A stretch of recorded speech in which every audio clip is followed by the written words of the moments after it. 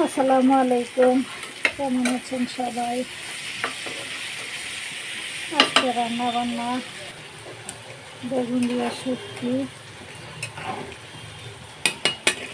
আর এখানে করে নিচ্ছি মিষ্টি কুমড়া ভাজি, আর এখানে ডাল রান্না করে নিয়েছি। হচ্ছে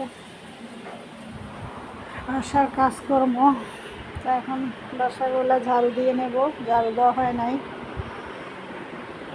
তো সকালবেলার নাস্তা শেষ করে বারান্দার অবস্থা, আজকে রৌদ্র নাই, মেঘলা আকাশ। এখন বাড়িটা ঝাড়ু দিয়ে নেব। আসলে বোনের বাসার থেকে আসছি প্রায় 1 মাস থেকে, তো বাসাটা কিছু এলোমেলো হয়ে আছে, বাইরে বাসা 2 দিক সামলিয়ে এই তো